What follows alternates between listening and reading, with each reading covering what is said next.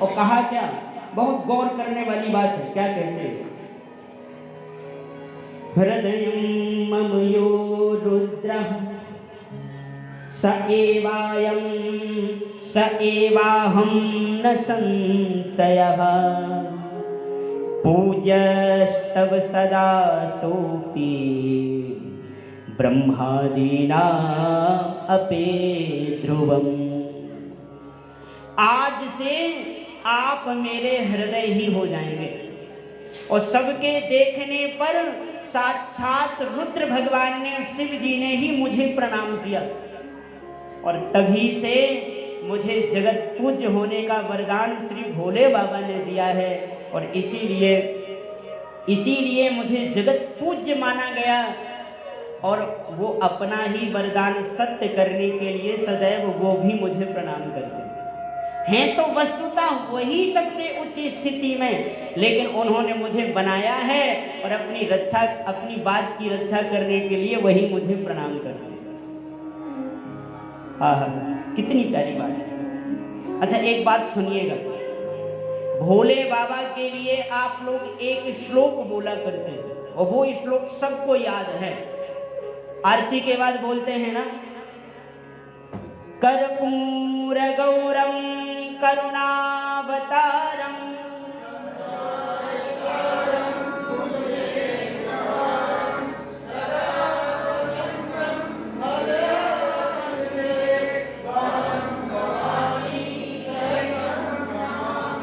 एक बार और जोरदारी से बोलना है, पूरे हॉल में आवाज आ जाए, कर्पूर गौरम।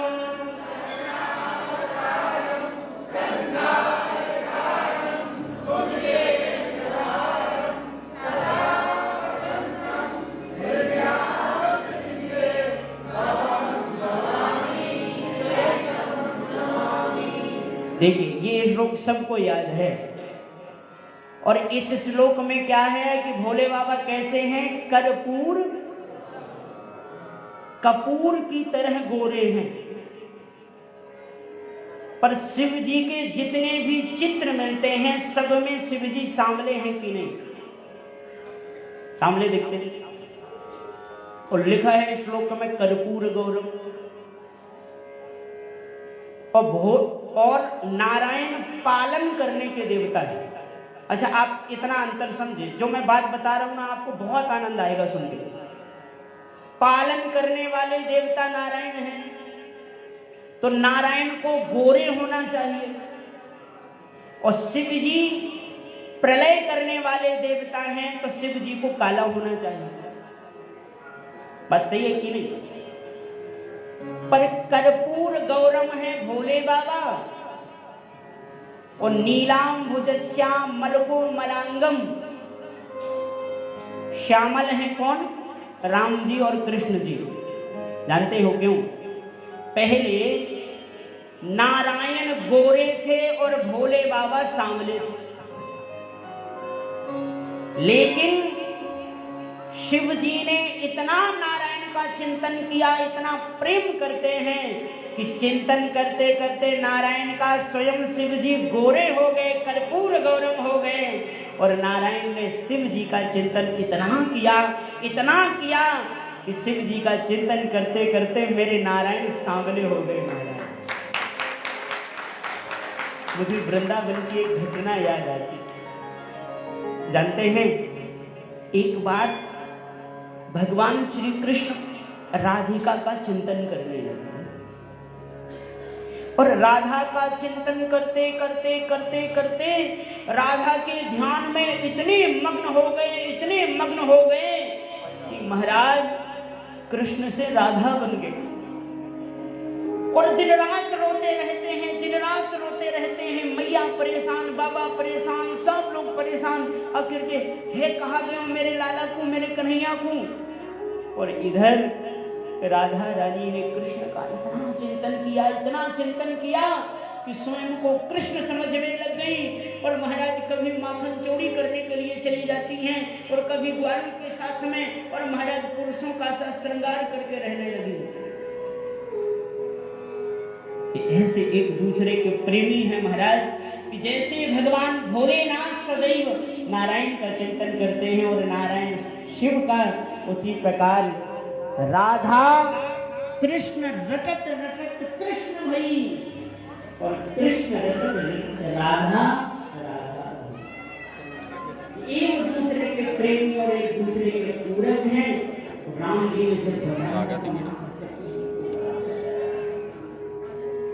माता जी को रोने लगी है, भगवान ने अब क्या होगा, मैंने ऐसे प्रेमी भोले बाबा की बातों पर विश्वास नहीं किया, मैं शंकर कर कहा न माना। रुदन करने लगी और प्रेम पूर्वक राम जी ने कहा, माते आप चिंता न करो, भोले बाबा बड़े दयालु हैं। और यूं प्रणाम करके राम जी तो चले गए और इधर माता सती आई और माता सती से भगवान भोले बाबा ने पूछा कैसे परीक्षा ली, तो भोले बाबा से इन्होंने आकर के असत्य बोल दिया और जब असत्य बोल दिया तो भोले बाबा ने ध्यान में सब जान लिया और मन ही मन सती का परित्याग कर दिया भोले बाबा ने। और महाराज पुनः कैलाश पर्वत में आए और भोले बाबा आंख बंद करके समाधि में बैठ गए। 1000 वर्षों के बाद में समाधि खुली और जब समाधि खुली महाराज तो सती जी आई और सती जी ने आकर के भोले बाबा को प्रणाम किया तो भोले बाबा ने सामने आसन प्रदान किया। सती जी समझ गई कि इन्होंने मुझे त्याग कर दिया। क्यों? क्योंकि पत्नी का आसन पति के वामांग में होता है और ये मुझे सामने बिठा रहे हैं, इसका मतलब इन्होंने मुझे त्याग कर दिया। और जानते हैं महारानी सती ने बड़ा विलाप किया है और कालांतर में दक्ष को प्रजापति बनाया गया। और महाराज एक सभा में सब देवी देवता आए, फिर बाद में शिव जी आए तो सब देवी देवताओं ने शिव जी का सम्मान किया। शिव जी विराजित हुए, इतने में दक्ष आए और दक्ष को देख करके सब देवता खड़े हुए पर भोले बाबा नहीं खड़े हुए। महाराज इतना इसने गालियां प्रदान करी और दक्ष ने श्राप दे दिया भोले बाबा को कि जिस यज्ञ में इंद्र उपेंद्रों को भाग मिले उस यज्ञ में आपको बिल्कुल आवाहित ना किया जाए। महाराज खुद के दामाद हैं लेकिन फिर भी अभिमान देखो क्या नहीं करा। तब बड़प्पन के अभिमान ने श्राप दिलवा डाला। नंदी ने भी श्राप दिया महाराज और शिव गणों को भी श्राप मिला, ब्राह्मणों को भी शिव के गणों ने श्राप दिया। अनेकानेक यहाँ पर घटनाएं हैं। शिव जी तो अपने गणों को लेकर के शांति से कैलाश पर्वत चले गए पर इस दक्ष ने पुनः यज्ञ किया और उस यज्ञ में समस्त देवी देवताओं को बुलाया पर शिव जी को नहीं बुलाया, अपनी बिटिया सती को भी नहीं बुलाया। और जानते हैं जब सती जी को नहीं बुलाया तो सती जी ने एक विमान को जाते हुए देखा तो अपनी विजया सखी को बुलाया और पूछा कि देखो पूछ के आओ ये सब विमान कहाँ जा रहे हैं। विजया सखी ने आकर के बताया ये सब विमान आपके मायके जा रहे हैं, आपके पिता के यहाँ यज्ञ हो रहा है। सती जी ने आकर के बड़ा निवेदन किया, प्रभु तो आज भोले बाबा ने अपने ससुर के द्वारा जो अपमान हुआ था आज सती को बताया।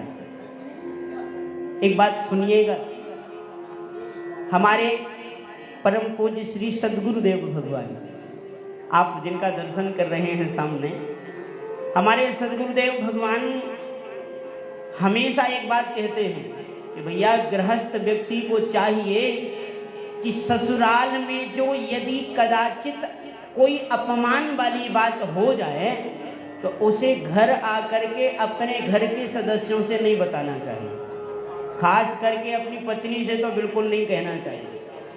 क्यों? बोले इसलिए कि ससुराल में तुम्हारा अपमान भी हो जाएगा, फिर भी एक कन्या माता पिता की इतनी प्रेमिनी होती है कि तुम लाख कहते रहोगे फिर भी ये अपने माता पिता की बुराई सहन नहीं कर पाएगी। और जब सहन नहीं कर पाएगी और तुम बार बार कहोगे तुम्हारे पिता ने ऐसा किया, तुम्हारे भैया ने ऐसा किया, तो भले वो जवाब ना दे पाए पर उसका जवाब तुम्हें थाली में मिलेगा। दाल थोड़ा पतली मिलेगी, रोटी थोड़ी जली हुई मिलेगी फुल के। इसलिए घर में यदि एकता चाहते हो, घर में प्रेम चाहते हो तो ससुराल की घटना इधर ससुराल में मत सुनियो। भोले बाबा ने आज सुनाया। आर्टिफिशियल शंख है। और जानते हैं सती जी ने कहा कि प्रभु, सती जी ने कहा कि देखिए झगड़े थोड़े मोड़े होते रहते हैं, पर थोड़े मोड़े झगड़े के कारण इतना पुराना संबंध थोड़ी त्यागा जाता है।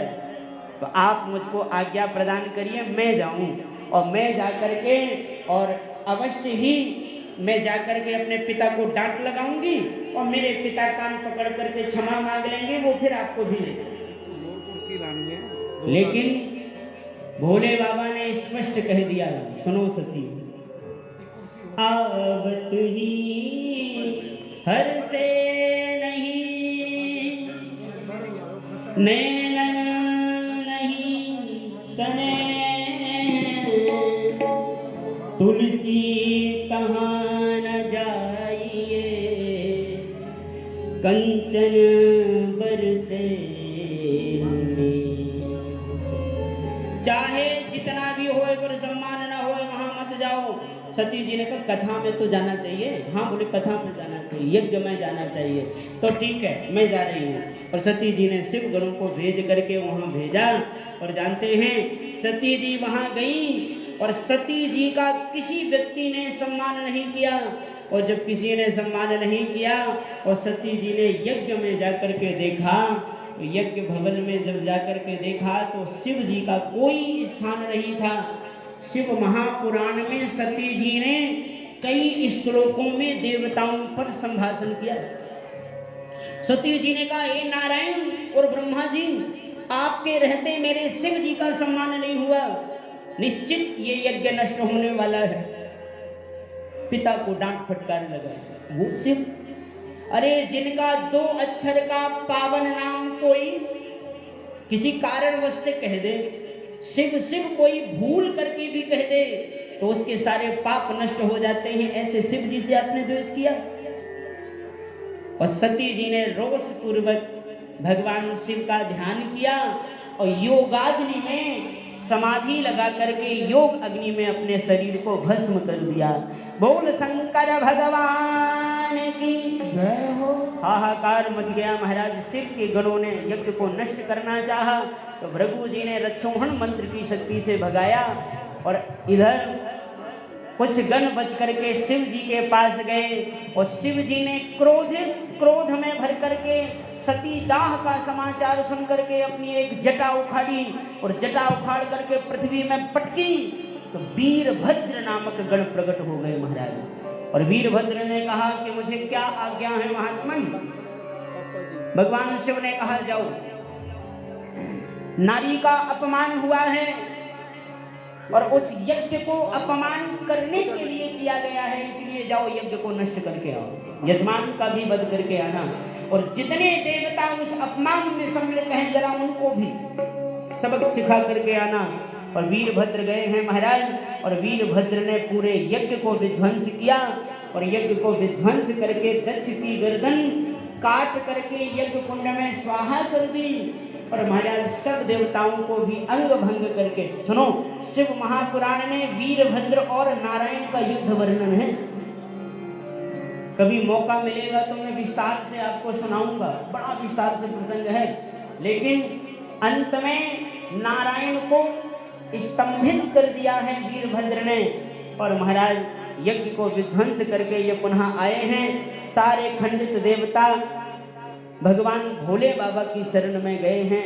और भोले बाबा की शरण में जाकर के इन्होंने स्तुति करी। और भोले बाबा की स्तुति जब इन्होंने करी तो भोले बाबा तुरंत प्रसन्न हो गए। और भोले बाबा ने महाराज यज्ञ को पुनः संपादित किया है। यजमान के धड़ पर बकरे का सिर लगाया गया और यजमान जीवित हुए। यज्ञ को पुनः संपादन किया गया और आज से यज्ञ में जो बच जाएगी सामग्री वो शिव जी की होगी, ऐसा निर्णय करके और शिव जी को यज्ञ में भाग दिया गया।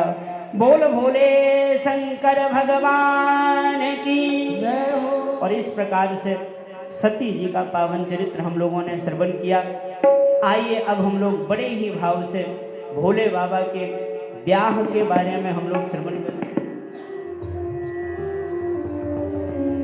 वही सती गोस्वामी तुलसीदास जी की इन चौपाइयों ने माता पार्वती जी के चरित्र को प्रारंभ कर दिया। सती मरत हरिशन वर मांगा,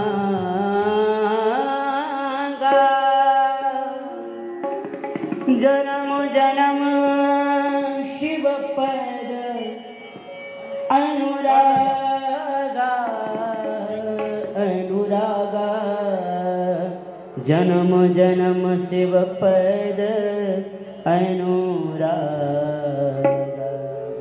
और सती जी ने मरते समय, मृत्यु वरण करते समय शिव जी के चरणों में अनुराग मांगा। तो इस बार महारानी जगदम्बा का अवतार हिमांचल पर्वत के यहाँ माता मैना के यहाँ आई हैं। और शिव महापुराण में वर्णन है, हिमांचल राज के यहाँ ब्रह्मादि देवता गए हैं और ब्रह्मादिक देवताओं ने हिमांचल राज पर्वत से निवेदन किया है कि आप तपश्चर्या करो। और हिमांचल की तपस्या से प्रसन्न होकर के माता जगदम्बा ने हिमांचल राज के यहाँ पुत्री रूप में आने का वरदान दिया। और इधर महाराज हिमांचल राज का विवाह हुआ पितरों की कन्या मैना के साथ में। और इन्हीं के यहाँ कालांतर में माता सती ही पार्वती के रूप में प्रकट हुई। बोल पार्वती मैया की जय हो। शिव महापुराण में तो बड़ा विस्तार से चरित्र है महाराज, लेकिन हम लोग सूक्ष्म रूप से श्रवण करते हुए वो ठीक 15 मिनट के अंदर अंदर हम शिव जी के पावन विवाह की कथा में प्रवेश हो रहे। पार्वती जी प्रकट भई तो महाराज श्री नारद जी महाराज इनके यहाँ पधारे। और नारद जी जैसी आए तो नारद जी ने दर्शन दिया तो हिमांचल राज पर्वत ने प्रणाम किया और अपनी बेटी से प्रणाम करवाया। और जैसी पार्वती जी प्रणाम करने लगी तो नारद जी मन ही मन पार्वती को प्रणाम करते हैं। तो जगदम्बा भवानी है। और जानते हैं शिव जी की महिमा को ज्ञात करके और नारद जी ने इनको बताया, यही कहा शिव तजी दूसर नहीं, हे हिमांचल राज पर्वत, इनका विवाह सिर्फ भोले शंकर से, रुद्र भगवान से हो सकता है, पर भोले बाबा यूं ही विवाह के लिए प्रसन्न नहीं होंगे। इसलिए यदि तुम्हारी राजकुमारी यदि तपश्चर्या करे और तपस्या करेगी तभी महादेव इसके पति रूप में प्रसन्न होकर के वर्णित होंगे। और इस प्रकार से महाराज नारद जी महाराज शिक्षा देकर के गए तो माता पार्वती जी ने तपश्चर्या की। माता पार्वती जी तपश्चर्या कर रही हैं और दिव्य तप माता पार्वती जी के द्वारा चल रहा है। महाराज तपश्चर्या कर रही हैं और इधर भोले बाबा आनंद से विराजित हैं। और भोले बाबा के सामने साक्षात राम जी प्रकट हो गए। और भोले बाबा प्रकट हो गए तो भोले बाबा को दर्शन करके और भोले बाबा दर्शन करके राम जी का कृतज्ञता पूर्वक हाथ जोड़े तो राम जी ने बड़ी प्रसन्नता से प्रणाम किया भोले बाबा को। भोले बाबा बोले, कहिए राम जी कैसे आपने कृपा करी। तो राम जी ने पार्वती जी की पूरी कथा सुनाई। किसको? भोले बाबा को पार्वती जी की पूरी कथा सुनाई। और पार्वती जी की कथा सुनाई अति पुनीत गिरजा के करनी। अरे भोले बाबा पूरी कथा सुनाई। अच्छा एक चीज सुनो, आनंद लो। भगवान प्रकट हुए तो भोले बाबा बोले कि कैसे आगमन हुआ। राम जी बोले हम आपको कथा सुनाना चाहते हैं। अच्छा सुनाओ महाराज। और कथा सुनाई और पूरी कथा हो गई तो भोले बाबा से राम जी बोले कि कथा कैसी लगी आपको। अरे महाराज आप कहोगे तो कैसे अच्छी नहीं लगेगी। तो राम जी तुरंत बोले, कथा सुनाने वाले को कुछ दक्षिणा दिया जाता है कि नहीं। भोले बाबा ने कहा, कहिए सरकार, दक्षिणा के रूप में मैं ही आपके संग चल रहा हूँ। राम जी ने कहा, नहीं ये दक्षिणा नहीं, हम मांगेंगे। रामचरितमानस के अनुसार बड़ी सुंदर दक्षिणा मांगी है राम जी ने भोले बाबा से। भोले बाबा कहते हैं, अब विनती मम सुनहु शिव, जो मोह पर निज ने जाय विवाहु शैलजहि, यह मोहि मांगे दे। राम जी ने निवेदन किया और राम जी ने कहा कि प्रभु आप मैना की पुत्री गिरजा पार्वती जी के संग में विवाह करें, यही मैं दक्षिणा में मांग रहा हूं। सुनिएगा क्या कह रहे हैं राम जी। गोस्वामी तुलसीदास जी भी इसी भाव का वर्णन कर रहे हैं। गोस्वामी तुलसीदास जी कहते हैं कि राम जी कह रहे हैं कि यदि दक्षिणा देना चाहते हो तो मैं ये दक्षिणा में मांग रहा हूं कि जाओ गौरा के साथ विवाह करो, और यदि आप कहते हो जी दक्षिणा नहीं देना, मैं तुम्हारा स्वामी हूं, तो आप मेरे स्वामी हैं, तो मैं निवेदन कर रहा हूं कि आप गौरा मैया से विवाह कर लीजिए। और यदि कहते हैं कि नहीं मैं स्वामी नहीं, मैं आपका सेवक हूं, तो मैं आज्ञा कर रहा हूं, जाओ गौरा मैया से विवाह करो, लेकिन शर्त एक है, आपको विवाह करना है। और जैसी विवाह की बात आई तो महाराज भगवान शिव ने, क्योंकि श्रेष्ठ बना चुके हैं इनको, भगवान शिव कहते हैं यदि आप का अनुमोदन है तो निश्चित ही मैं आपकी आज्ञा का पालन करूंगा और आपके निवेदन को स्वीकार करूंगा। पर भोले बाबा इतने प्रसन्न हुए कि भोले बाबा ने सप्तर्षियों को बुला करके और गौरा मैया की परीक्षा ले पाई।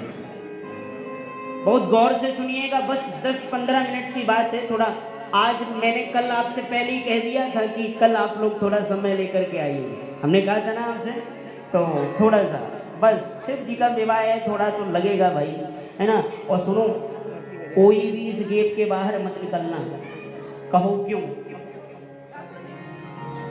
शिव जी की बारात तैयार हो रही है, और शिव जी की बारात में कौन कौन आ रहा है?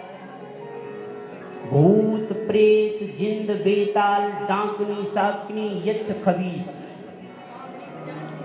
वो सब बाहर खड़े हैं महाराज। कोई बाहर निकले हो फिर हमारी कोई गारंटी ना है महाराज, झाड़ फूंक को काम हम करें ना है। याते एकदम चुपचाप बैठियो और देखो भैया गेट के बाहर कोई मत दियो, कोई को मिल गए तो फिर आप यू करते भागो, भूत प्रेत कैसे करें। तो याते चुपचाप बैठियो ने थोड़ी डट जाओ। सप्तर्षियों ने आकर के गौरा मैया से कहा, अरे देवी जी, आप नारद जी की फालतू बातों में पढ़ करके और आप भोले बाबा को, वो तो नंग धड़ंग रहते हैं, हाँ महाराज मुंडों की माला पहन के घूमते हैं, और तुम बेकार चक्कर में पड़। लेकिन क्या कह दिया माता गौरा ने? कह दिया तुम एक जन्म की बात करते हो, 100 जन्म तक भी यदि भोले बाबा मुझे स्वीकार नहीं करेंगे तो 100 जन्म तक मैं कुमारी रह करके जीवन बिताऊंगी। 100 जन्म के बाद में भी यदि भोले बाबा मुझे स्वीकार कर लेंगे तो मैं अपना सौभाग्य मानूंगी। ये हमारे भारतवर्ष की कन्याओं का प्रण रहता था महाराज। और जैसी ये जाना तो सप्तर्षियों ने कहा, माँ अब आप घर को जाओ, निश्चित ही तुम्हारा वरदान सत्य हो गया। और महाराज इधर सप्तर्षियों ने आकर के शिव जी को ये बात सुनाई, और शिव जी ने जब ये बात सुना तो बड़ा आनंद हो गया। और शिव महापुराण के माध्यम से शिव जी साक्षात माता पार्वती जी के पास में पहुंच गए ब्रह्मचारी का वेश बना करके। और ब्रह्मचारी का वेश बना करके शिव जी ने स्वयं परीक्षा ली, और जब परीक्षा में पास हो गई तो ब्रह्मचारी बने। हाथ पकड़ा है गौरा मैया का, और हाथ जब पकड़ा तो जानते हैं गौरा मैया आनंद में भर करके बोली कि अरे ब्राह्मण देवता, आप मेरा हाथ क्यों पकड़ रहे हैं? तो देखा शिव जी स्वयं अपने नटवर भेष में प्रकट हो गए। बोल भोले बाबा सरकार की जय हो। और महाराज शिव जी प्रसन्न होकर के और गौरा मैया का हाथ पकड़े और बोले कि अब मैं आपके प्रेम में मैं वशीभूत हो गया हूँ और अब मैं आपके बिना रह नहीं सकता, आप मेरे साथ कैलाश पर्वत चलो। तो यहाँ भी माता पार्वती जी ने यही कहा, विवाह की विधि को संपादन करिए और विवाह की विधि को संपादित करके और आप मेरा पाणी ग्रहण संस्कार करिए। और भोले बाबा आए तो महाराज भोले बाबा आए और पार्वती जी का ध्यान करने लगे और राम जी की स्मृति आई तो महाराज ऐसी समाधि प्रेम की लग गई कि समाधि लगी रही। तो देवताओं को चिंता भई और देवताओं ने कामदेव को भेजा और महाराज कामदेव आया और कामदेव जल करके भस्म हो गया। रति रोने लगी तो भोले बाबा ने समाधि से जागृत होकर के और भोले बाबा ने वरदान दिया कि द्वापर में तुम्हारे पति तुमको प्राप्त होंगे। और महाराज सब देवताओं ने स्तुति करी और स्तुति करके यही कहा कि प्रभु हम अपने नेत्रों से आपका विवाह होते हुए देखना चाहते हैं। भोले बाबा ने आज्ञा प्रदान करी, विवाह की लगन तैयार हुई, विवाह की तिथि तय हुई और महाराज बड़ा आनंद छाया है। शिव जी का जितने भी गण हैं वो सब श्रृंगार कर रहे हैं, शिव जी का श्रृंगार कर रहे हैं शिव जी के गण और भोले बाबा को दूल्हा बनाया जा रहा है। महाराज बड़ा प्यारा माहौल है, बड़ा आनंद आ रहा है, शिव जी का श्रृंगार हो रहा है और शिव जी बड़े प्रसन्नता से श्रृंगार को ग्रहण कर रहे हैं। महाराज बड़ा आनंद छाया है। शिव जी का श्रृंगार शिवगण कर रहे हैं। शिव ही शंभो गण करही श्रृंगारा जटा मुकुट अहि मोर सवारा। शिव जी का श्रृंगार कर रहे हैं भोले बाबा और भोले बाबा का श्रृंगार कर रहे हैं सभी गण। एक गण ने कहा कि महाराज विवाह की तिथि निश्चित हो गई है, वहाँ सब तैयारियां चल रही हैं, आप हैं तो चुपचाप आंख बंद करे बैठे रहे तो आपको कोई टेंशन नहीं। भोले बाबा ने कहा कि किस बात की? अरे बोले विवाह है आपका, आज विवाह होना है। वो आपके यहाँ सूखी भांग के अलावा कुछ है ही नहीं और आपको मन से कुछ हो भी नहीं रहा। शिव जी बोले देखो जिनके घर में बहुत कुछ होता है उन्हीं के दिल में कुछ कुछ होता है। जब हमारे यहाँ कुछ है ही नहीं तो हमको क्या कुछ है, हम तो आनंद से बैठे हैं, जब कुछ है ही नहीं। शिव जी के गणों ने कहा देखो आपके मित्र हैं नारायण, ज्यादा कुछ नहीं तो उनसे एक सोने का मुकुट मांग लो और ऊपर बढ़िया सोने का मुकुट रहेगा, नीचे चाहे जैसा रहेगा लोग बाग मुकुट ही देख करके और इतने में हम आगे बढ़ जाएंगे। नंदी बोला इतने में हम आगे बढ़ जाएंगे, लोगों को पता नहीं चलेगा कि नीचे क्या है, ऊपर तो सोने का चमचमाता मुकुट रहेगा। भोले बाबा ने कहा सुनो, मांग के जो वर बनते हैं बाद में वो बराबर हो जाते हैं, इसलिए मांग के वर नहीं बनेंगे हम तो क्या करें, मुकुट किसका बनाएं? शिव जी के गणों ने प्रश्न किया तो शिव जी बोले सुनो, और का मुकुट तो एक बार लगाएंगे और विवाह के बाद उतर जाएगा, हमारा तो ऐसा मुकुट है कि जो सदैव हमारे सिर पे रहेगा। क्या करें? बोले इसी जटा का मुकुट बनाओ। तो जटा का मुकुट बना दिया गया भोले बाबा का। अब बोले महाराज मुकुट तो बन गया, लेकिन आप जानते हो दूल्हा सरकार के मुकुट में वो कलगी लगती है, देखो ऊपर कलगी। भोले बाबा ने कहा तो सुनो हम कलगी अपनी तुरंत ढूंढी। एक काला नांग ऐसे फड़फड़ाए के जैरों ऐसे पकड़ लिया भोले बाबा ने और यूं लपेट के अब वो कालो नांगे से बैठ गए, जे रही कलगी। शिव जी के गणों ने कहा तो हम लोग तो भोजन की आशा त्याग ही के चले, क्यों? बोले ऐसी कलगी ऐसा मुकुट लगा के जाएंगे महाराज, तो मैं कौन पूछ रहा हूं। भोले बाबा बोले सुनो, अपन भले संसार में फंस रहे हैं पर अपन ऐसी प्रेरणा लोगों को देंगे कि लोग बाग संसार में ना फंसे। अब देखो दूल्हा सरकार की जब सवारी निकलती है तो दूल्हा नहीं नाचता, जिसका ब्याह होता वो नहीं नाचता, उसके और जितने कुंवारे साथी हैं वो रोड खोदते महाराज, महाराज पी पी के पागल है के नाचते। काऊ ने पूछा क्यों भैया तुम क्यों नाच रहे हो तो इसका राम, तुम क्यों नाच रहे हो? तो वो कहते हैं वो इसीलिए नाच रहे हैं कि इसका हो रहा है तो उम्मीद हमें भी बन रही है, हमारा भी होगा, इसलिए हम नाच रहे हैं। भोले बाबा ने कहा हमारा मुकुट। अच्छा एक चीज और, हमारी जो कन्याएं होती है ना बारात में जाती हैं तो वो देखती हैं जयमाल में, अच्छा ये वाला लहंगा पहना है, मेकअप कहाँ से कराया है, अच्छा वो ऐसे कैसे, और सोई निश्चित करती हैं बस यही वाला लहंगा हम भी मंगाएंगे, ये अच्छा लग रहा है, ये ऐसा होगा वैसा होगा। भोले बाबा ने कहा हमारा देख के कोई नहीं कहेगा कि यही वाला मुकुट हम भी लगाएंगे। मतलब दुनिया में कोई कह सकता है भोले बाबा को देखे कि यही वाला मुकुट हम भी लगाएंगे? नंदी ने कहा तो ठीक है महाराज, पर एक बात बताओ, दूल्हा सरकार का उपटन होता है, उनका महाराज सौंदर्यीकरण किया जाता है, हम आपको उपटन तो लगा दें? भोले बाबा ने कहा उपटन लगाने की जरूरत नहीं, अभी अभी काशी में मुर्दा जला है, मुर्दे की राख ले आओ। मुर्दे की राख लाई गई महाराज, और पूरे शरीर में भस्म भोले बाबा ने धारण किया। महाराज ये मुर्दे की राख विवाद के समय, ये मुर्दे की राख आपको इतनी प्रिय क्यों है?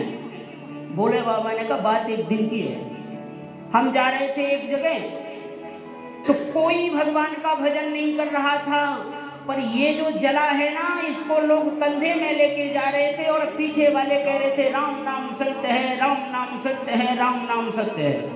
हमको लगा कि हमने भी तो नारायण को श्रेष्ठ बनाया, ये हमारे आदमी हैं, और हम पीछे पीछे गए और जैसी मुर्दा जला तो सब लोग लौटने लगे। तो भोले बाबा ने सोचा कि लौटते समय भी राम राम करेंगे, और आप जानते हो जाते समय राम राम करते हैं, लौटते समय कोई राम राम नहीं करता, और जबकि मुर्दा जल नहीं पाता वही दुनिया की बातें होने लग जाती। एक व्यक्ति बोला कहाँ संडे को मर गया बेदर्दी, हमारी एक दिन की छुट्टी उसकी भी छुट्टी कर दी। भोले बाबा ने कहा ये लोग तो बेकार हैं, और भोले बाबा ने कहा जिसके माध्यम से राम नाम का प्रचार हुआ है अब हम उसी को धारण करेंगे। और भोले बाबा मुर्दे की ही राख अपने शरीर में धारण करने लगे। बोल भोले भगवान की जय। और जानते हैं भभूति लगाया मारी। अब बोले महाराज नीचे का क्या करें? भोले बाबा ने कहा सिंह की चर्म लाओ। और महाराज सिंह की चर्म लेकर के, मृग चर्म लेकर के भोले बाबा को लपेटा गया। तो भोले बाबा से नंदी ने कहा कि एक हाथ से इसको पकड़ के रखना, जैसे चादर लपेटो, और इधर एक गण ने दिया डमरू। भोले बाबा खड़े थे तो एक गण ने दिया डमरू, तो एक हाथ से पकड़ लिया डमरू और एक हाथ से उसको बाघंबर को पकड़े हैं। और जैसी दूसरे ने दिया त्रिशूल तो इस हाथ को छोड़ करके और भोले बाबा ने त्रिशूल पकड़ा तो वो बाघंबर नीचे। नंदी ने कहा यहां कर दिया तो कर दिया महाराज, वहां ये तमाशा नहीं होना चाहिए, ये आप बाघंबर नीचे कर दोगे महाराज तब तो गड़बड़ हो जाएगी। भोले बाबा ने कहा सुनो तो रुको, और आप यदि मेरे पंजाब के श्री मुक्तसर साहिब के श्रोताओं को यदि जानना हो तो एक इतिहास की बात बताता हूँ। उससे पहले बेल्ट की रचना नहीं की, भोले बाबा ने ही सबसे पहला बेल्ट पहना माना, जान लो आज। भोले बाबा ने तुरंत एक काला नाग मंगाया और उसके बाघंबर के ऊपर लेके और उसकी पूंछ और उसका फन कूट दिया। बोले ये रहा, अब नहीं निकलेगा ये नीचे बाघंबर। भोले बाबा ने कहा अब बढ़िया। नंदी ने कहा हमको बिल्कुल बुरा नहीं लगेगा, एक रथ तो मंगा लो सवारी के लिए। बोले भगवान बोले बाबा तुम भी सोचोगे कि अन्य समय भजन हम ढोते हैं और अब समय की बात आई, विवाह का समय है तो दूसरा मंगा लिया। नहीं तुम ही चलो। और भोले बाबा महाराज नंदी में बैठे, और नंदी में बैठ करके सभी देवता गण आ गए, नारायण आ गए, ब्रह्मा जी आ गए, यक्ष गंधर्व किन्नर नाग सब आए हैं महाराज। और बारात जब चलने को हुई तो भगवान नारायण ने कहा कि एक बात मैं कहूं। भोले बाबा ने कहा 100 बात कहिए। नारायण ने कहा कि मुझे ऐसा लगता है कि आपकी सुंदरता के अनुसार ये बाराती सही नहीं है। कहना ये था कि बारातियों के अनुसार से आप सही नहीं हो। तो विद्वान व्यक्ति हैं, बाराती सही नहीं है, तो हम ऐसा करते हैं कि बाराती आगे लेके चलते हैं। भाई देखो, बारात में आगे दूल्हा होता है और पीछे बाराती, जब यहाँ से घर से चलते हैं। भोले बाबा ने कहा, मैंने ही कहा है कि इनको नारायण को श्रेष्ठ बनाया है और मैं ही इनको पीठ करके बैठूं, नंदी में ठीक नहीं होगा। तो भोले बाबा नंदी में बैठे उल्टा, कैसे? बारातियों की तरफ मुंह करके। तो एक व्यक्ति ने कहा, महाराज बारात में जा रहे हो, सीधे बैठ के तो जाओ। भोले बाबा ने कहा कि मैं चाहे सीधा बैठूं चाहे उल्टा, चलने तो नंदी को है, वो तो सीधा चलेगा। हाँ, बात तो सही है महाराज। तभी नारायण ने कहा, ये तो उल्टे ही बैठ के जाएंगे, इसलिए हम पहले निकल जाएं। नारायण ने कहा, ऐसा करिए, आप अपनी बारात बाद में लेके आइएगा, हम लोग चलते हैं आगे आगे। भोले बाबा ने कहा, ये ठीक रहा। और बारात चली गई महाराज, और इधर भोले बाबा ने देखा कि हमारी अगल बगल तो कोई नहीं है। भृंगी को बुलाया, ए भृंगी, हमारे खास रिश्तेदारों को निमंत्रण भेज। भृंगी ने कहा, भेज नहीं रहा, मैं जाके लेके आता हूँ। और भृंगी गया और दुनिया के जितने श्मशान थे सभी श्मशानों में निमंत्रण दे दिया। भोले बाबा का विवाह है, चलो सब बाराती बन करके, आज मौका आया है। सारे भूत प्रेत पिशाच डाकनी साकनी जिंद बेताल सभी महाराज बारात में तुरंत आ गए। अच्छा सुनो, एक बात और सुन लो। कमल जी ने कभी डटियो, हम बताएंगे, अभी इन्हें डराए मत दियो, जिंद बेताल को लायक है। एक बार प्रेम से कहिए, राधे राधे। माताओं, जितनी गली रास्ता खाली करवाई है उतनी खाली कर ही रहियो, और नहीं तो हॉल खाली ना करना पड़ जाए। बोल भोले बाबा सरकार की जय हो। आप थोड़ा सा शांति धारण करें, माताएं थोड़ा सा विराजित हो जाए, अभी नाचने का मौका आएगा। सुनो, कोई सही में भूता बोल रहे। बोल वृंदावन बिहारी लाल की जय हो। अब महाराज जितने भूत प्रेत, अच्छा सुनो, नंदी ने बुलाया और इन्होंने देर नहीं करी, तुरंत आ गए महाराज। जानते हो क्यों? आप लोगों को तो क्रीम पाउडर लगाना है, मेकअप करना है, भूतों को कौन सा श्रृंगार करना, वो तुरंत उठे चले और आ गए महाराज। और शिव जी की बारात अब चल दी है, और शिव जी बड़े प्रेम से महाराज दूल्हा बन करके और अपनी बारात को लेकर के और शिव जी जा रहे हैं महाराज। बोल वृंदावन बिहारी लाल की जय हो। पर महाराज ज्यादा श्रृंगार नहीं है भोले बाबा का, लेकिन भोले बाबा फिर भी बहुत ही प्यारे लग रहे हैं, बहुत ही प्यारे लग रहे हैं। कैसे हैं भोले बाबा? बड़ा सुंदर चित्रण किया है किसी ने, बड़ा सुंदर भाव है। आइए हम लोग भी भोले बाबा की बारात में चलते हैं और बड़ा आनंद छाया है महाराज, बड़े सुंदर हैं भोले बाबा। सोहे हैं गंगाधार, सर्पों का गले में हार, कितना प्यारा श्रृंगार, शिव जी कितने सुंदर हैं, शिव जी कितने सुंदर हैं, शिव जी कितने सुंदर हैं। वो सोहे हैं गंगाधार, सोहे हैं गंगाधार, सर्पों का गले में हार, सर्पों का गले में हार, और ना कोई श्रृंगार, शिव जी कितने सुंदर हैं, भोले कितने सुंदर हैं, बाबा कितने सुंदर हैं।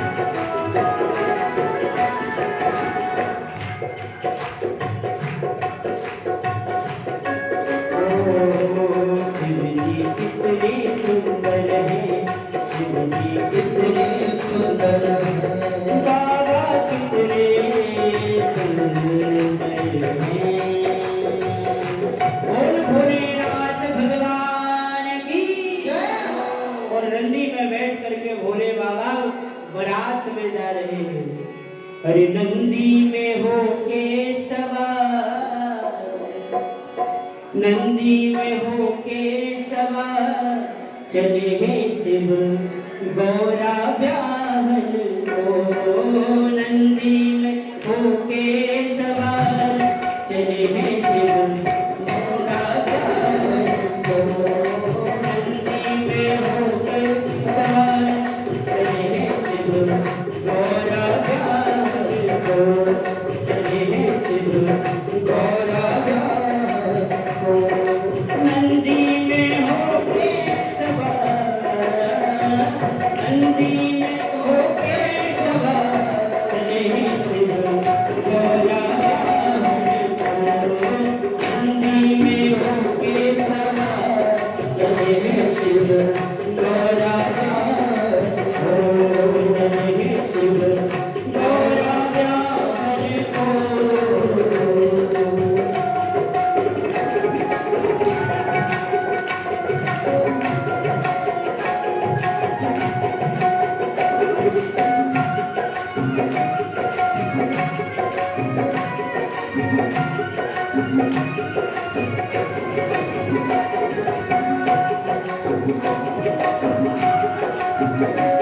भोले बाबा सरकार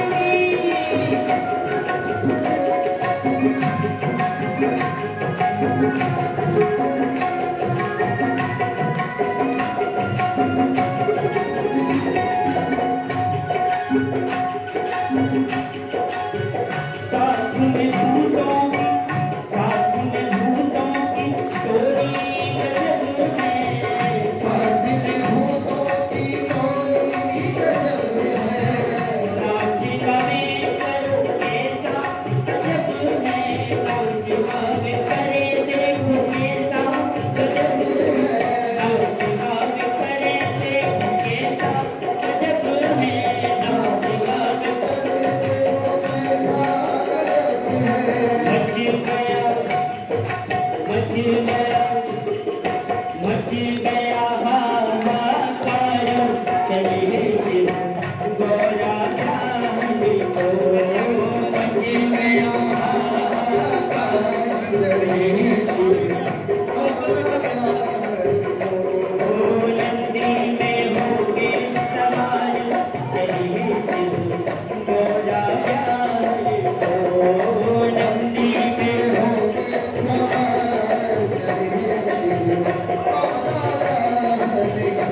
हाथ से ताली की सेवा करते हुए बोल महादेव भगवान की।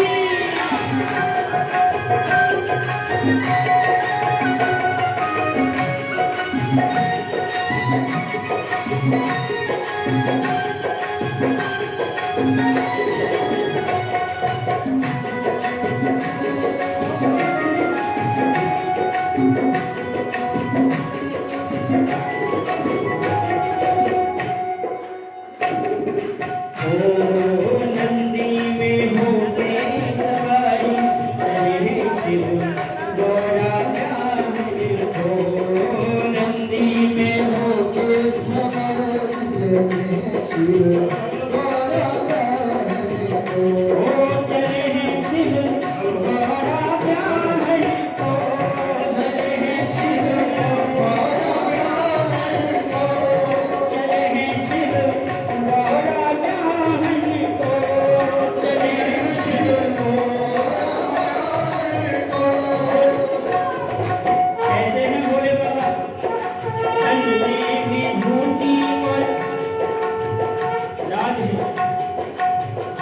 तन में विभूति और भाग में का गोला, तन में विभूति और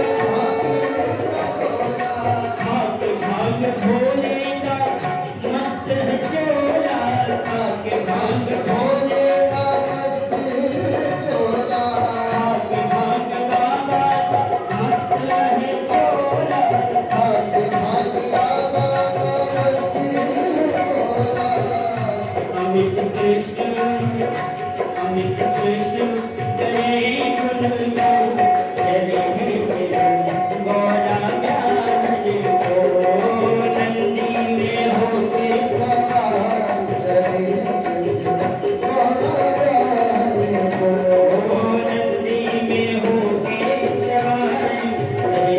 गुरु गौरा ज्ञान को नंदी में होके सवार, नंदी में होके सवार, गौरा ज्ञान को नंदी में होके सवार,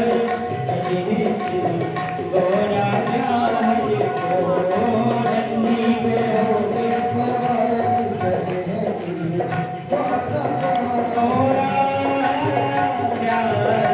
ज्ञान को।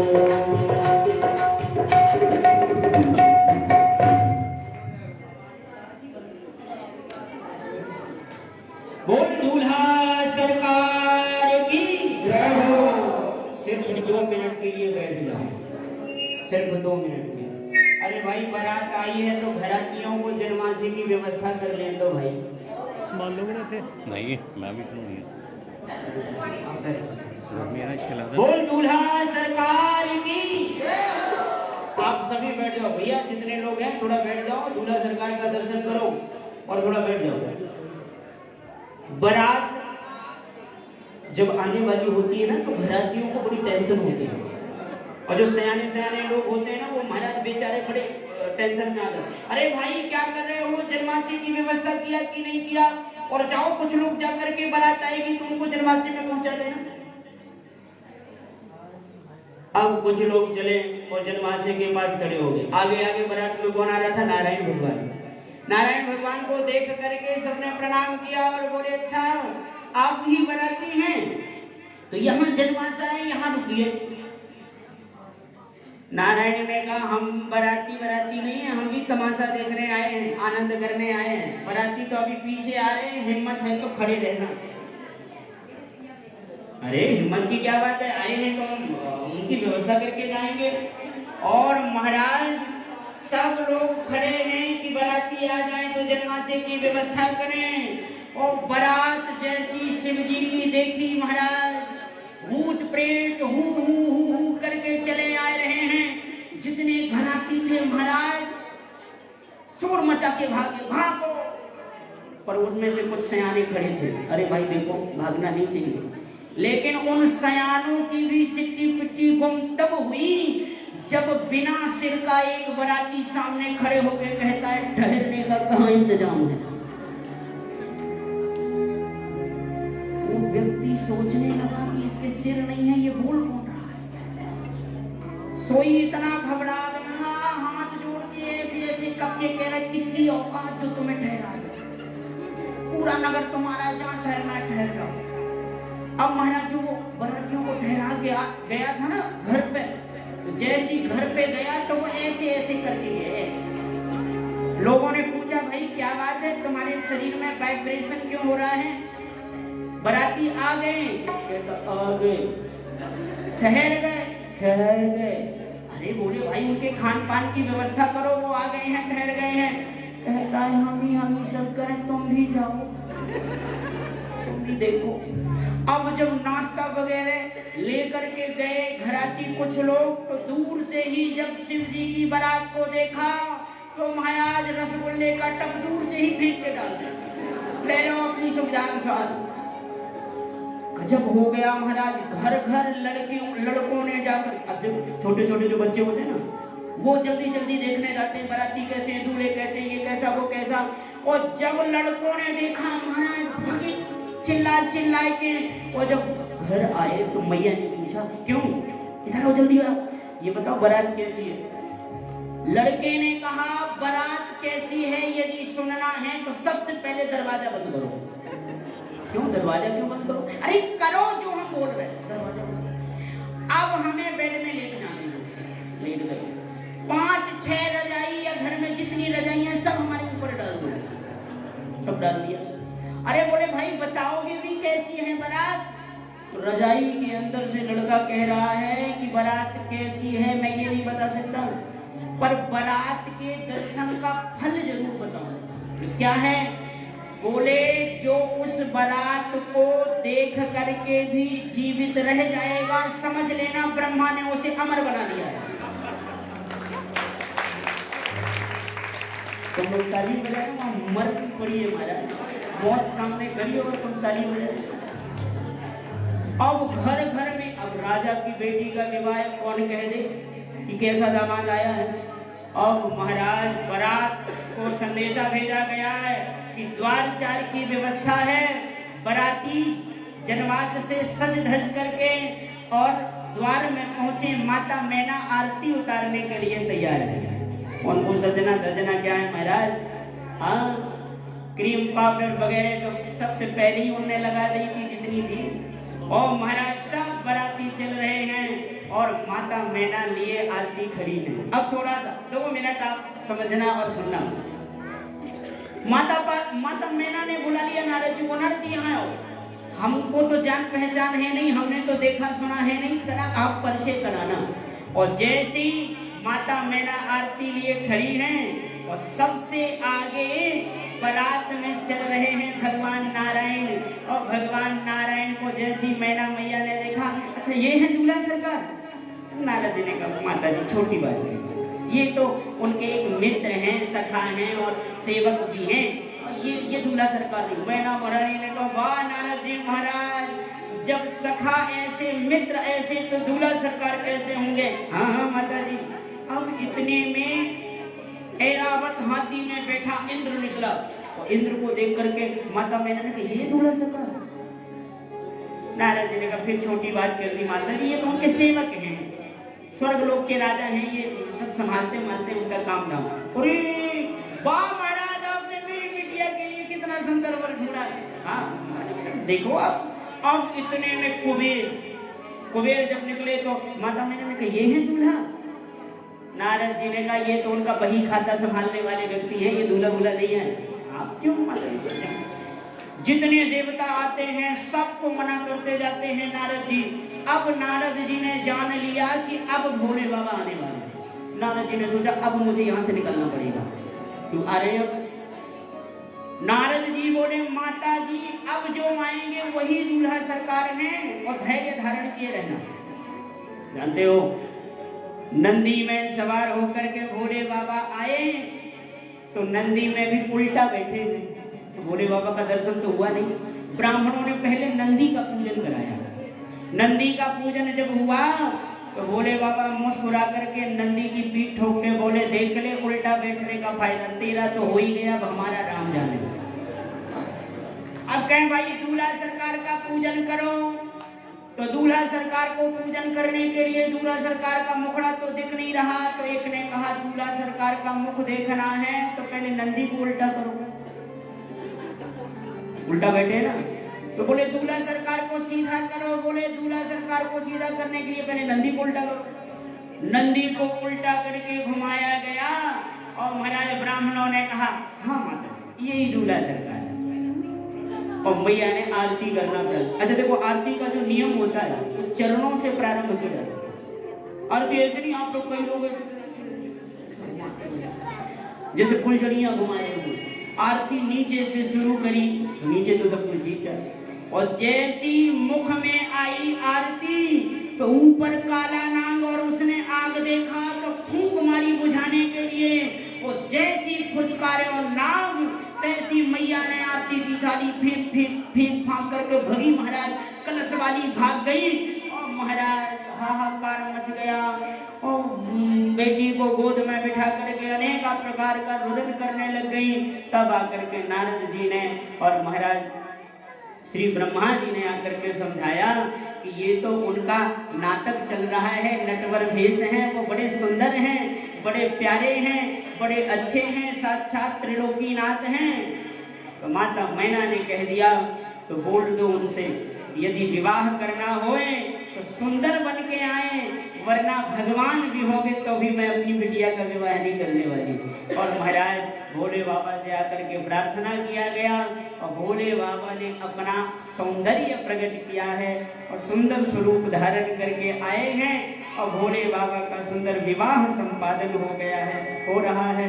बोल दूल्हा सरकार जय हो। बोल भोले बाबा सरकार की जय हो। पार्वती मैया की जय हो। और सुंदर विवाह हो रहा है। आइए हम लोग बड़े भाव से भोले बाबा के विवाह का दर्शन करते हैं। यहाँ भी माता पार्वती जी श्रृंगार करके और जयमाल हाथ में लेकर के आए रही हैं और महाराज सब लोग बड़े मुदित हैं, बड़े आनंदित हैं, बड़े प्रसन्न हैं और शिव जी का सुंदर विवाह हो रहा है। बोल भोले बाबा सरकार जय।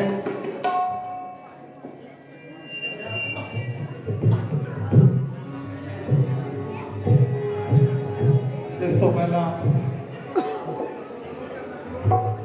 ਗੋਰਾ ਜੀ ਮੰਡੇ ਦੇ ਵਿੱਚੋਂ ਮੈਂ ਬੇਨਤੀ ਕਰੂੰਗਾ ਪਵਨ ਬਾਂਸਲ ਜੀ ਨੂੰ, ਜਿਨ੍ਹਾਂ ਨੂੰ ਸਾਰੇ ਪਿਆਰ ਨਾਲ ਪੋਪਾ ਵੀਰ ਜੀ ਕਹਿੰਦੇ ਆ, ਪੋਪਾ ਵੀਰ ਜੀ ਅੱਗੇ ਆਉਣ।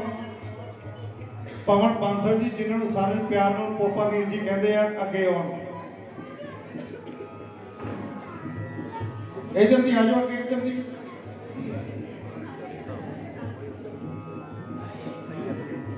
परिवार साहब भी आ जा।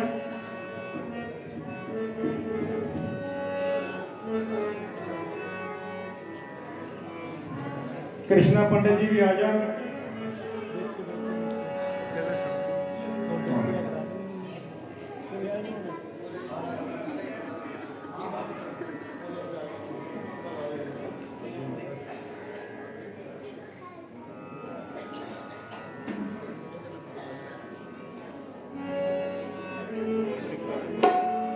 आइए बड़े भाव से दूल्हा सरकार का मंगल विवाह हो रहा है और सभी बड़े भाव से गा रहे हैं और कह रहे हैं,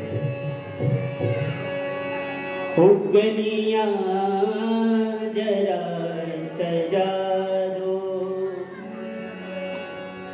गलियां जरा सजा दो, महाकाल आ रहे हैं, गलियां जरा सजा दो, गलियां जरा सजा दो, महाकाल आ रहे हैं, गलियां जरा सजा दो, गलियां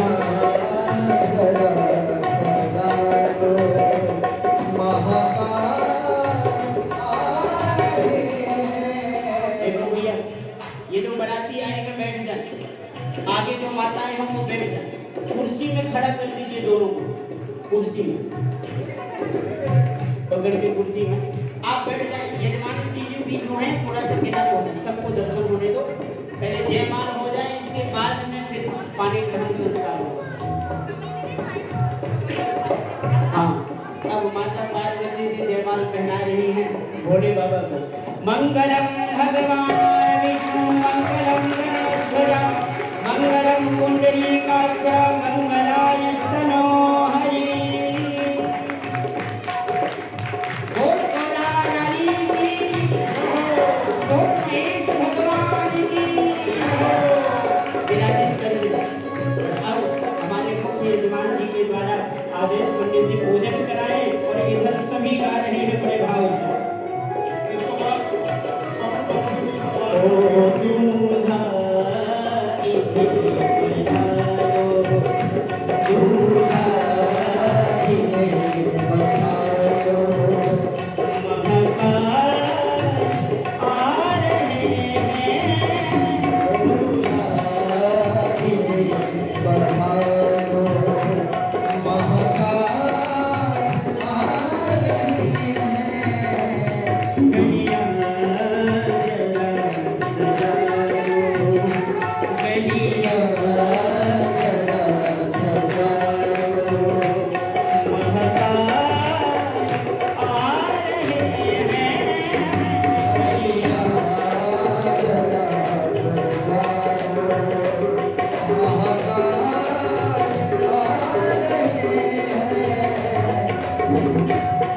श्रद्धा से सर झुका लो,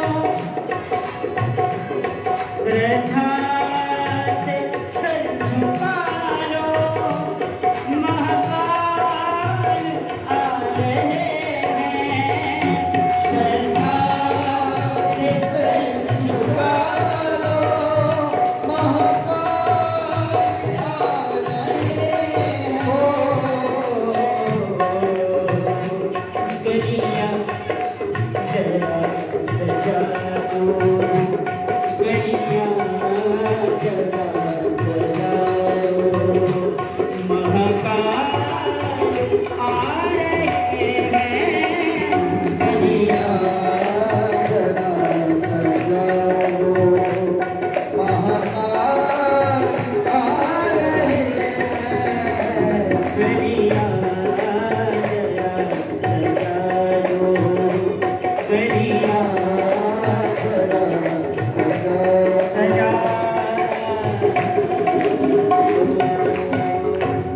बोल भोलेनाथ भगवान की, बोल भोलेनाथ भगवान की, दूल्हा सरकार की। और भैया नगरवासी सभी हर्षित हैं, प्रसन्न हैं। और नगरवासी दूल्हा के गीत नहीं गा रहे, केवल बाराती के गीत गा रहे। क्यों? क्योंकि बाराती छाए हैं दिमाग में। तो हमारे टोनी भैया आपको पंजाबी भजन सुनाएंगे जब तक ये अपनी तैयारी कर रहे हैं। और यहाँ नगर के लोग बारातियों को गारी सुना रहे हैं और महाराज आनंद कर रहे हैं। आइए हम लोग सुनते हैं, इसके बाद पंजाबी भजन हमारे टोनी भैया श्रवण करेंगे। बधाई बधाई, आनंद भैया कहते हैं बधाई बधाई। अरे नाचे सब भूत प्रेत, करे खूब हल्ला, भोले बाबा के विवाह में झूमे गली मोहल्ला। अरे अजब बराती हैं, अजब बराती हैं, कैसे ये गजब बराती हैं। अरे कैसे ये गजब बराती हैं, कैसे ये गजब बराती हैं, कैसे ये गजब बराती हैं, कैसे ये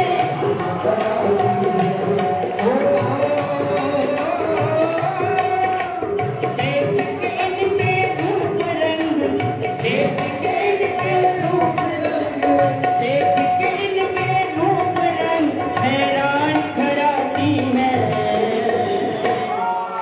जरा पीछे वाले भी दोनों हाथ उठाओ और देखो भैया, अभी ताली नहीं बजाना, सिर्फ हाथ उठाना है। मुख्य यजमान जी के द्वारा पूजन हो गया है, कन्यादान संस्कार हो गया है।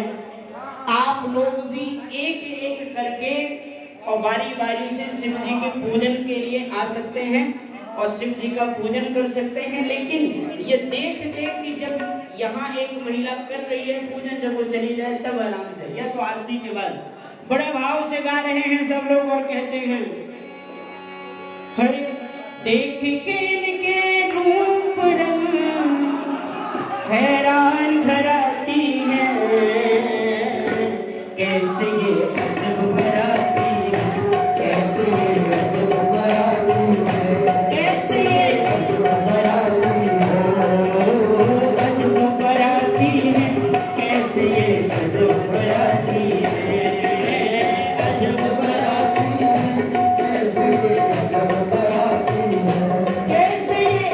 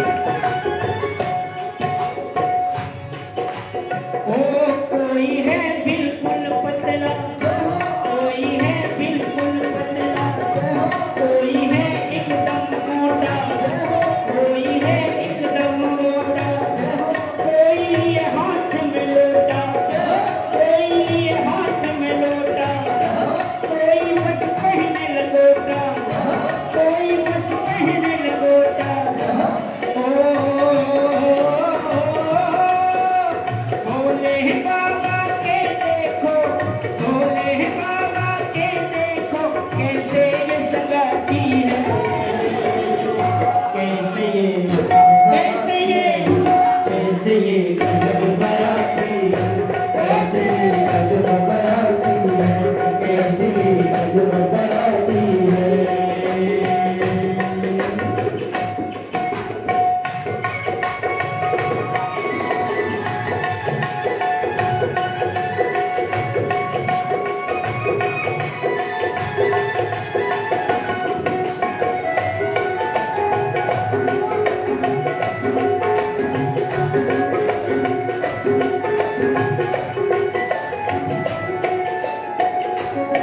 और देखो भैया, आप सब अपने पैरों पर खड़े हो जाएं। आप सभी अपने पैरों पर खड़े हो जाएं। और सुनो, अब जो नहीं नाचेगा उसको उसके बगल वाले की कसम है। कैसे ये गजब बराती है, कैसे ये गजब बराती है, कैसे ये गजब बराती है, कैसे ये गजब बराती है।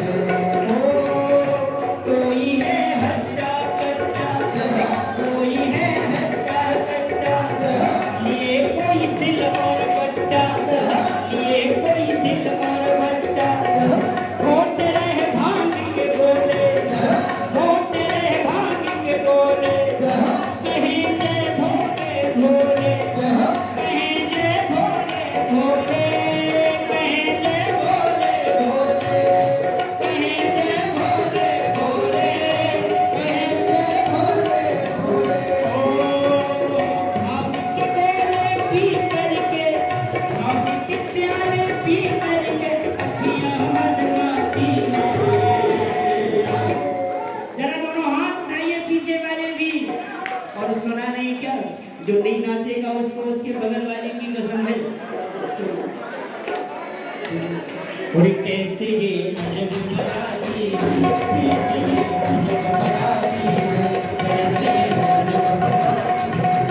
ओ गजब बराती है, कैसे ये गजब बराती है, गजब बराती है, कैसे ये गजब बराती है, कैसे ये कैसे ये कैसे ये गजब बराती है, कैसे ये गजब बराती है, कैसे ये गजब बराती है, कैसे ये गजब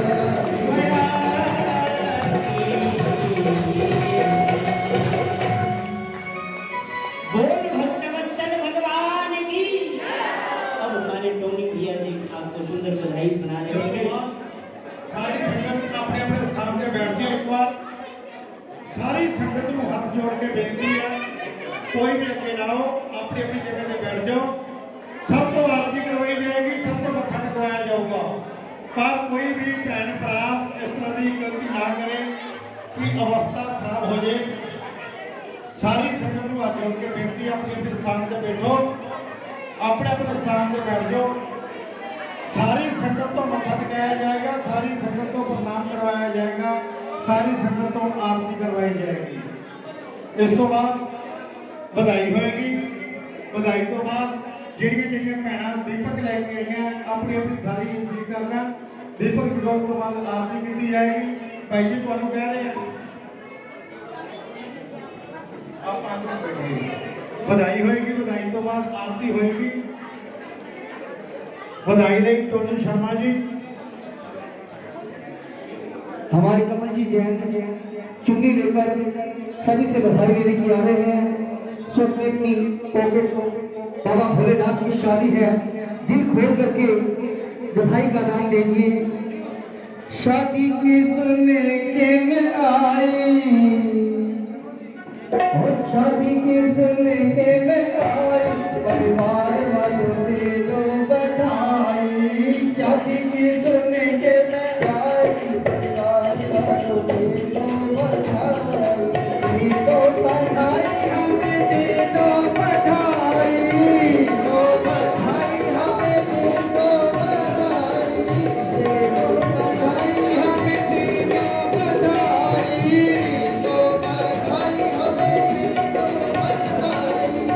शादी की सुनने के में आई, परिवार वालों दे दो बधाई।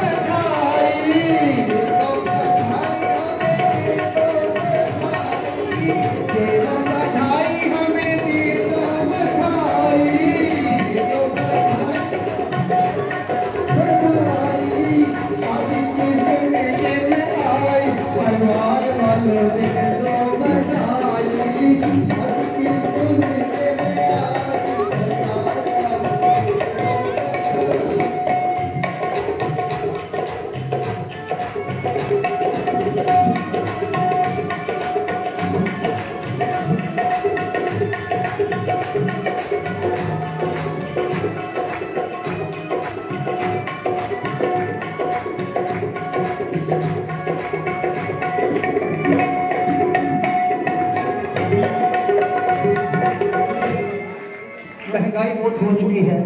11 लूंगी मैया 21 न लूंगी, 11 न लूंगी मैया 21 न लूंगी, 11 न लूंगी मैया 21 न लूंगी, 11 न लूंगी मैया 21 न लूंगी, 11 न लूंगी मैया 21 न लूंगी, 11 न लूंगी मैया 21 न लूंगी।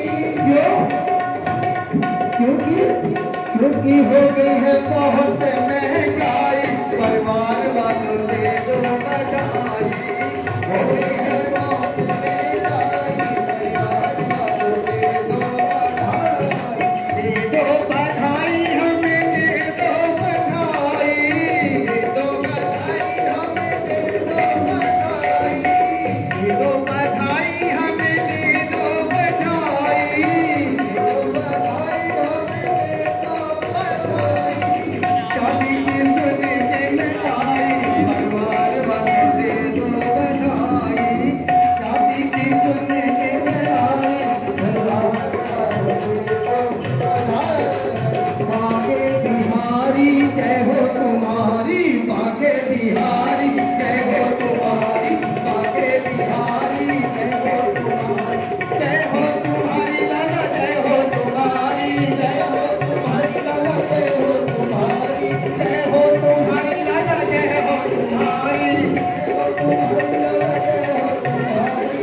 बागे बिहारी जय हो तुम्हारी, बागे बिहारी जय हो तुम्हारी, बागे बिहारी जय हो तुम्हारी, बागे बिहारी जय हो तुम्हारी, जय हो तुम्हारी लाला, जय हो तुम्हारी, जय हो तुम्हारी लाला, जय हो तुम्हारी, जय हो तुम्हारी लाला, जय हो तुम्हारी, जय हो तुम्हारी लाला, जय हो तुम्हारी। बागे बिहारी जय हो तुम्हारी, बागे बिहारी जय हो तुम्हारी, बागे बिहारी जय हो तुम्हारी।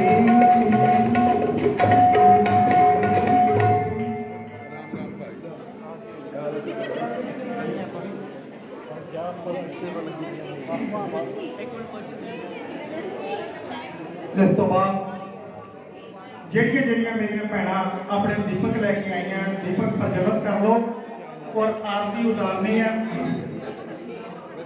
ਪਹਿਲਾਂ ਭਾਈ ਲੋਕ ਆਰਤੀ ਉਤਾਰਨਗੇ, ਉਸ ਤੋਂ ਬਾਅਦ ਜਿਵੇਂ ਆਪਾਂ ਰੂਟੀਨ ਦੇ ਵਿੱਚ ਕਰਦੇ ਹਾਂ ਡੇਲੀ, ਉਸ ਤੋਂ ਬਾਅਦ ਭੈਣਾਂ ਆਰਤੀ ਉਤਾਰਨਗੀਆਂ।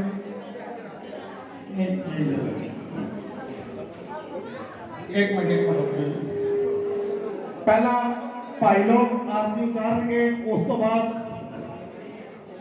चलो शास्त्री जी आरती के लिए।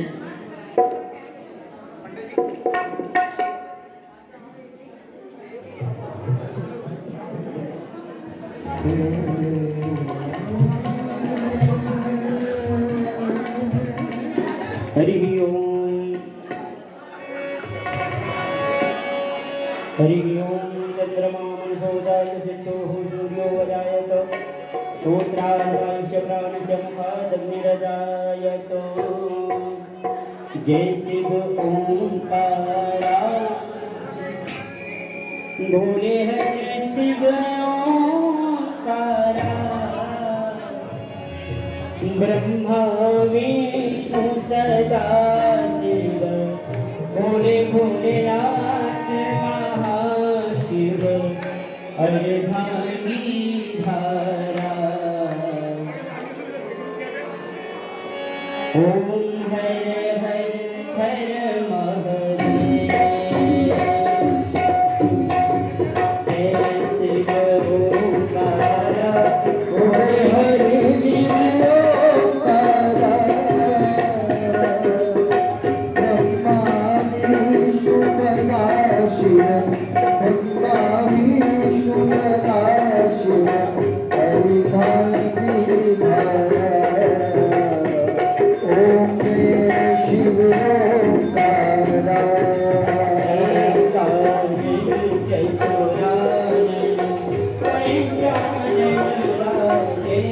भोले पंचानन राधे,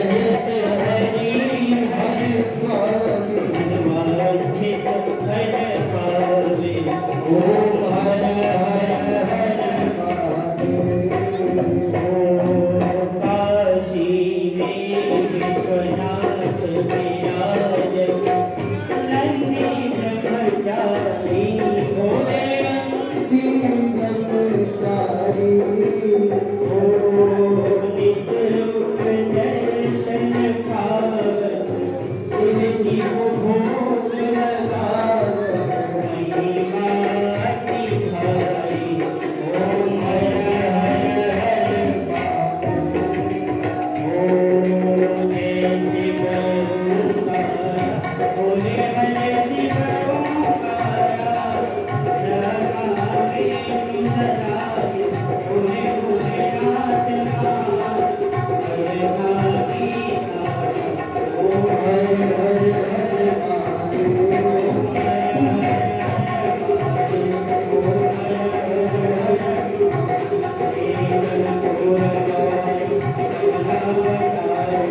नाथ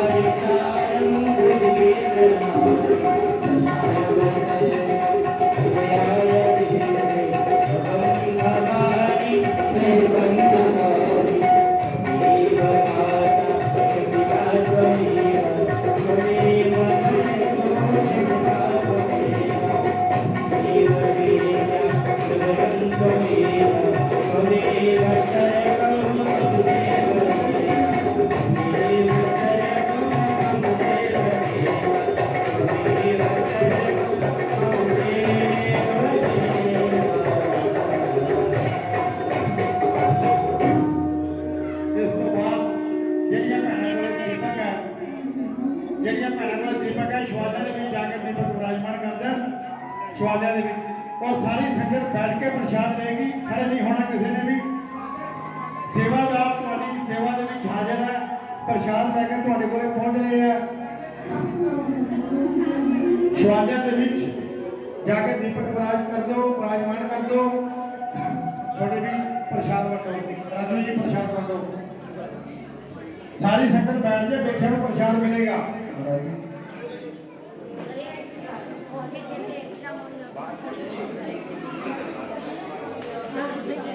समय का ध्यान रखा करो थोड़ा टाइम ना लाओ तो शास्त्री जी 6 बजे पूरी कथा शुरू कर दे हाँ।